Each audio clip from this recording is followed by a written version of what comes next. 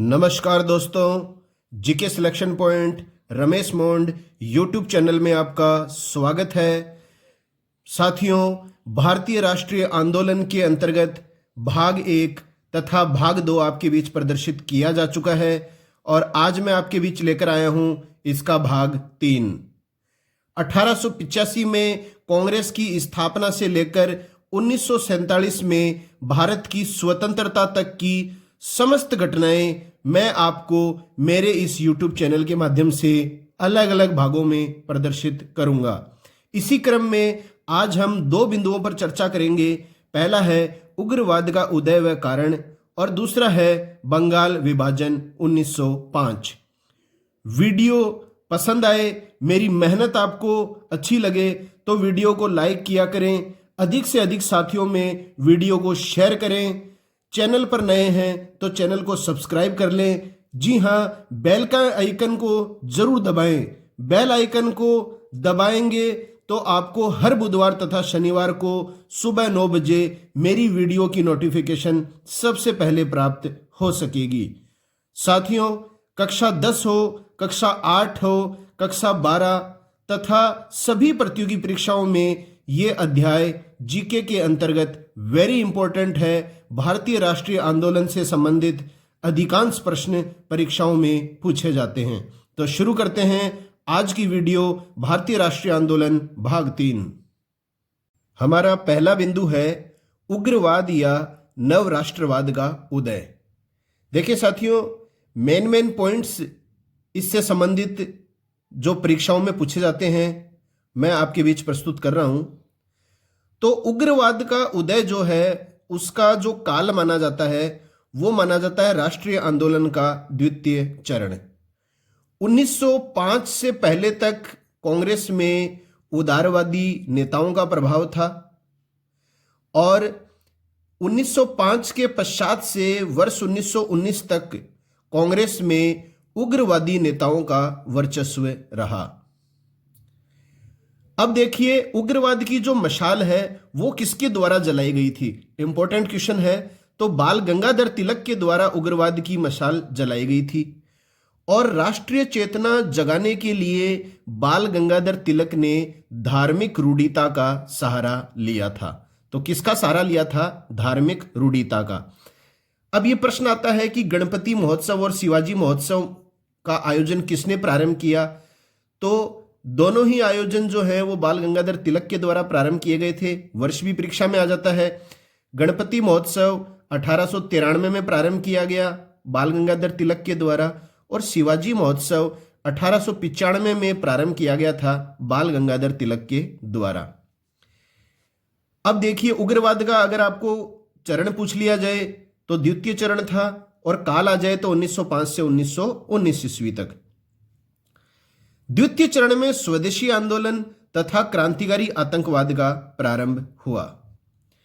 उग्रवादी नेताओं ने उदारवादियों के अनुनय विनय की प्रवृत्ति को राजनीतिक भिक्षावृत्ति, पॉलिटिकल मेंडिसेंसी कहा। मतलब उदारवादी नेताओं के द्वारा अपनी मांगे मनवाने के लिए ब्रिटिश सरकार के सामने समय समय पर प्रार्थना पत्र प्रस्तुत किए जाते थे, जिनके लिए शब्द आया है अनुनय विनय। उग्रवादी जो नेता थे उनका ये मानना था कि स्वतंत्रता जो है और हमारी जो मांगे हैं वो इन प्रार्थना पत्रों के माध्यम से ब्रिटिश सरकार कभी पूरी नहीं करेंगी। इसके लिए हमें प्रत्यक्ष रूप से संघर्ष करना होगा। तो अनुनय विनय की प्रवृत्ति को उग्रवादी नेताओं ने राजनीतिक भिक्षावृत्ति कहा है। अब देखिए, अरविंद घोष के संदर्भ में एक बात आती है कि न्यू लैम्प्स फॉर ओल्ड, ये जो लेख है इसमें अनुनय विनय प्रवृत्ति की आलोचना की थी अरविंद घोष ने। तो अरविंद घोष ने उदारवादियों के अनुनय विनय की प्रवृत्ति की आलोचना किस लेख में की? तो उत्तर आ जाएगा न्यू लैम्प्स फॉर ओल्ड। अब देखिए, उग्रवादी नेताओं में तिकड़ी प्रसिद्ध थी, लाल, बाल और पाल। लाल का मतलब लाला लाजपत राय हो गए, बाल का हो गया बाल गंगाधर तिलक और पाल का मतलब है विपिन चंद्र पाल। ये 3 प्रमुख नेता थे उग्रवादी नेताओं में और चौथे नेता जो हम शामिल कर सकते हैं वो है अरविंद घोष। हालांकि अरविंद घोष पहले उदारवादी प्रवृत्ति के थे, लेकिन कुछ कारणों से ये इन्होंने आगे उग्रवादी विचारधारा ग्रहण कर ली थी। लाला लाजपत राय पंजाब केसरी के नाम से जाने जाते हैं, और इसके अलावा बाल गंगाधर तिलक जो हैं, इन्होंने 2 पत्रिकाएं चलाई थी, केसरी और मराठा, जो आगे आपको बताई जाएगी। और पाल जो विपिन चंद्र पाल हैं, इन्होंने पत्रिका चलाई थी न्यू इंडिया। और लाला लाजपत राय की पत्रिका का नाम था पंजाबी।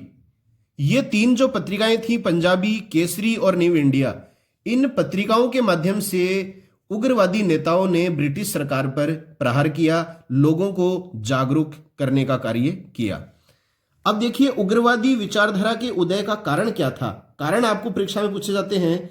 तो सरकार की जनता विरोधी नीतियां, ब्रिटिश सरकार के द्वारा जनता विरोधी नीतियां समय समय पर जारी की जा रही थी।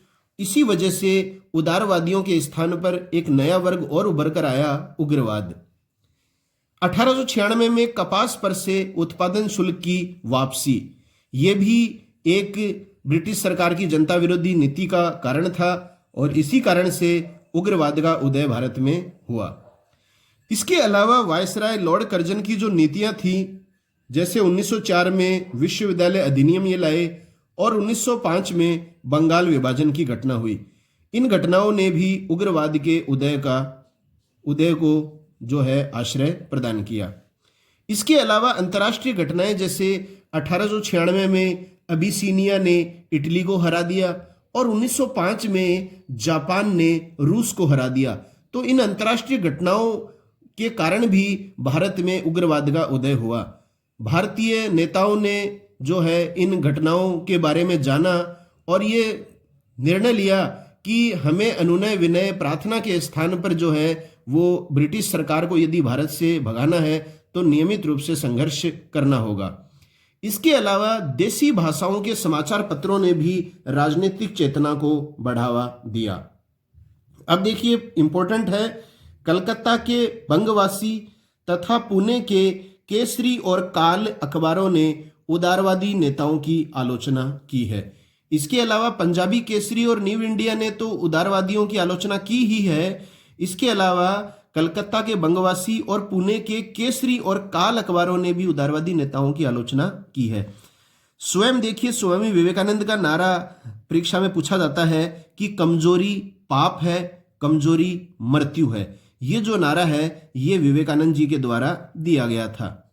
इस नारे ने भी लोगों में राजनीतिक जागृति उत्पन्न की। अब देखिए, एक नारा आता है, स्वराज स्वदेशी बहिष्कार। स्वराज स्वदेशी और बहिष्कार का नारा सबसे पहले दिया गया था बाल गंगाधर तिलक के द्वारा, और इन्होंने एक कथन दिया था जो आपने पढ़ा भी होगा, परीक्षाओं में पूछा भी जाता है, हमारा राष्ट्र एक वृक्ष की तरह है। हमारा राष्ट्र एक वृक्ष की तरह है, इसका मूल तना जो है वो है स्वराज, और स्वदेशी तथा बहिष्कार इसकी शाखाएं हैं। तो ये जो नारा है ये कई बार परीक्षाओं में आता है, बाल गंगाधर तिलक के द्वारा ये नारा दिया गया है। अगर वीडियो अच्छा लग रहा है तो लाइक जरूर करना, अधिक से अधिक साथियों में शेयर करना, और चैनल पर नए हो तो चैनल को सब्सक्राइब करना, बेल आइकन को जरूर दबाना, ताकि हर बुधवार और शनिवार को प्रातः 9 बजे मेरी वीडियो का नोटिफिकेशन आपको नियमित रूप से मिलता रहे। अब उग्रवाद के उदय के कारणों के बाद में दूसरा जो बिंदु है हमारा, वो वेरी इंपॉर्टेंट है, बंगाल विभाजन। देखिए, इसके संदर्भ में 2 महत्वपूर्ण बिंदु हैं। सबसे पहले हम बंगाल विभाजन की बात करने से पहले करेंगे कि भारत में ब्रिटिश साम्राज्यवाद का उच्च बिंदु वाला काल, तो भारत में ब्रिटिश साम्राज्यवाद का उच्च बिंदु वाला काल किसका काल माना जाता है? तो उत्तर आ जाएगा वायसराय लॉर्ड कर्जन का काल। इसके अलावा साथियों एक प्रश्न आता है, भारतीय राष्ट्रवाद का उत्प्रेरक किसे माना जाता है? तो भारतीय राष्ट्रवाद का उत्प्रेरक माना जाता है लॉर्ड कर्जन।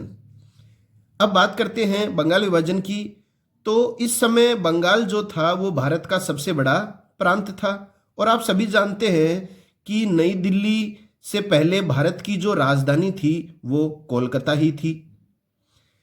अब देखिए, बंगाल में विभाजन की बात करने से पहले आपको यह पता होना चाहिए कि ये जो बंगाल जो सबसे बड़ा प्रांत था उस समय, इसमें पश्चिमी व पूर्वी बंगाल सहित बिहार और उड़ीसा भी शामिल थे।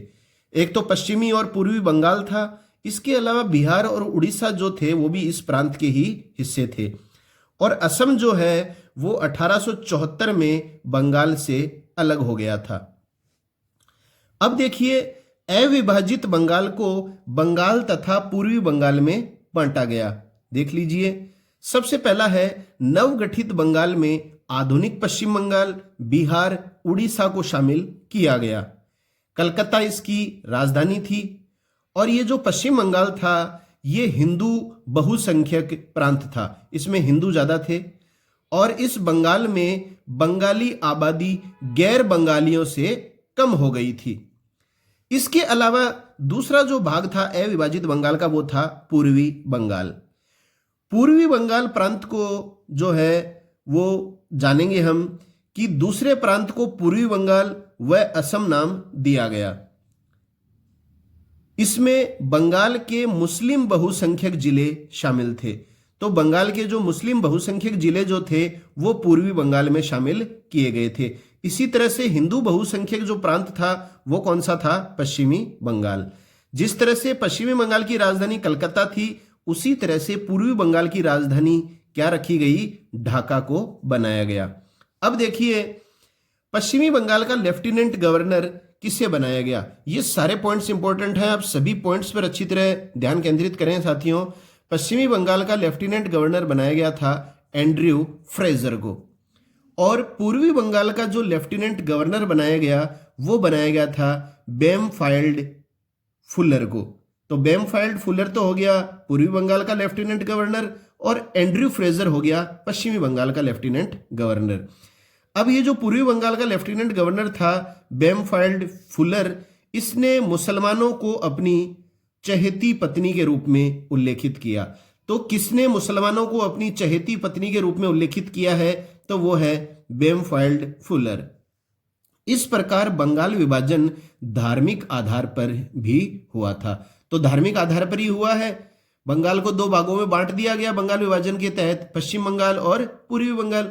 पश्चिम बंगाल में जो है बहुसंख्यक आबादी जो थी वो हिंदुओं की थी और पूर्वी प्रांत में आबादी जो थी वो किनकी थी? मुस्लिमों की थी। तो हम कह सकते हैं कि बंगाल विभाजन का आधार जो था वो धार्मिक था। अब देखिए इंपॉर्टेंट फैक्ट्स क्या हैं। 20 जुलाई 1905 को बंगाल विभाजन के निर्णय की घोषणा हुई। तो ये आपको ध्यान में रखना है कि वर्ष तो 1905 ही आएगा, चाहे बंगाल विभाजन से संबंधित कोई भी प्रश्न आए। तो देखिए साथियों, इसमें दो प्रश्न आता है कि बंगाल विभाजन की घोषणा कब की गई, और एक आता है कि बंगाल विभाजन हुआ। तो पहले घोषणा हुई, उसके बाद में वो घोषणा पूरी हुई तो बंगाल विभाजन लागू हुआ। तो इसमें देखिए 20 तारीख जो है ये विशेष आपको ध्यान में रखनी है। 20 जुलाई 1905 को जो है वो ब्रिटिश सरकार ने बंगाल विभाजन के निर्णय की घोषणा की थी और बंगाल विभाजन लागू हुआ। मतलब बंगाल दो भागों में बंट कब गया? 16 अक्टूबर 1905। तो ये तिथियां जो है वो भी महत्वपूर्ण है आपके लिए। बंगाल विभाजन का निर्णय कब लिया गया कि बंगाल को विभाजित किया जाएगा? तो 20 जुलाई को लिया गया था और 16 अक्टूबर को बंगाल दो भागों में विभाजित हो गया। अब देखिए बंगाल विभाजन का जो प्रस्ताव है वो सार्वजनिक कब हुआ? ये ऐसे प्रश्न है साथियों जिन पर हम गौर नहीं करते या हमें हर पाठ्य पुस्तक में ये चीजें मिलती भी नहीं है। तो देखिए बंगाल विभाजन का जो प्रस्ताव है वो दिसंबर 1903 में ही सार्वजनिक हो गया था। और 3 अखबार आपको ध्यान में रखने हैं जिन्होंने बंगाल विभाजन का विरोध किया। तो कौन से समाचार पत्र थे जिन्होंने बंगाल विभाजन का विरोध किया? तो ये प्रश्न भी इंपॉर्टेंट है। एक तो है बंगाली, एक है हितवादी और एक है संजीवनी। तो बंगाली, हितवादी और संजीवनी, इन तीनों समाचार पत्रों ने बंगाल विभाजन का तीव्र विरोध किया। अब जब 16 अक्टूबर 1905 को बंगाल विभाजन लागू हो गया तो बंगाल में जो है इस 16 अक्टूबर को शोक दिवस के रूप में मनाया गया। लोगों ने खाना तक नहीं बनाया, भूखे रहे। और कौन सा गीत गाया गया? वंदे मातरम गीत गाया गया बंगाल में। अब देखिए साथियों, यह प्रश्न आता है कि किसके सुझाव पर विभाजन दिवस को एकता के प्रतीक के रूप में, राखी बंधन दिवस के रूप में लोगों ने एक दूसरे को राखी बांधकर मनाया? तो उत्तर आता है रविंद्रनाथ टैगोर। वेरी इंपॉर्टेंट तथ्य है ये। रविंद्रनाथ टैगोर के सुझाव पर विभाजन दिवस को, जिस दिन विभाजन हुआ मतलब 16 अक्टूबर को, एकता के प्रतीक के रूप में, राखी बंधन दिवस के रूप में लोगों ने एक दूसरे को राखी बांधकर मनाया। तो ये हमारी एकता का परिचायक है। अब आती है बात बंग भंग आंदोलन के समय राष्ट्रीय शिक्षा के लिए जो है इस बंगाल विभाजन के दौरान कौन सी संस्थाएं स्थापित की गई थी? तो बंग भंग आंदोलन के दौरान राष्ट्रीय शिक्षा के लिए रविंद्रनाथ टैगोर ने शांति निकेतन संस्था की स्थापना की थी। इसके अलावा सतीश चंद्र मुखर्जी ने डॉन सोसाइटी की स्थापना की थी बंगाल में। ये आपको ध्यान में रखनी है दोनों चीजें। इसके अलावा देखिए साथियों, रविंद्रनाथ टैगोर ने जो शांति निकेतन की स्थापना की थी, आगे चलकर शांति निकेतन की तर्ज पर बंगाल नेशनल कॉलेज की स्थापना की गई। तो आगे चलकर शांति निकेतन की तर्ज पर किस कॉलेज की स्थापना की गई थी? बंगाल नेशनल कॉलेज की स्थापना की गई थी। और इस बंगाल नेशनल कॉलेज का पहला जो प्रिंसिपल था वो था अरविंद घोष। यह भी प्रश्न परीक्षा में पूछा जाता है। अगला है 22 अक्टूबर 1905 को बंगाल के मुख्य सचिव कार्लाइल ने एक सर्कुलर द्वारा धरना दे रहे विद्यार्थियों के संस्थानों के अनुदान, मान्यता व छात्रवृत्तियां वापस लेने की धमकी दे दी। ये कार्य इसीलिए किया है ब्रिटिश सरकार के द्वारा कि ये जो विरोध किया जा रहा है बंगाल विभाजन का, इस विरोध को बहुत हद तक ब्रिटिश सरकार के द्वारा मिटाया जा सके। तो मुख्य सचिव जो था बंगाल का वो कार्लाइल था और इसने सर्कुलर जारी कर दिया। और क्या कहलवाया सर्कुलर के माध्यम से कि जो विद्यार्थी धरना दे रहे हैं संस्थानों के, उनके अनुदान, मान्यता और छात्रवृत्तियां ब्रिटिश सरकार वापस ले लेगी यदि उन्होंने विरोध करना बंद नहीं किया तो साथियों, यह है आज का हमारा वीडियो जिसमें हमने भारत में उग्रवाद का उदय व कारण पढ़े और प्रमुख ऐतिहासिक घटना बंगाल विभाजन के बारे में जाना। अगर वीडियो पसंद आया है तो इसे लाइक करिए, अधिक से अधिक शेयर करें और चैनल पर नए हैं तो चैनल को सब्सक्राइब जरूर करें। बेल आइकन को निश्चित रूप से दबाएं ताकि हर बुधवार तथा शनिवार को जीके सिलेक्शन पॉइंट रमेश मोंड यूट्यूब चैनल की वीडियो का नोटिफिकेशन सबसे पहले आपको मिल सके। मिलते हैं नई वीडियो के साथ, तब तक के लिए जय हिंद, जय भारत, वंदे मातरम।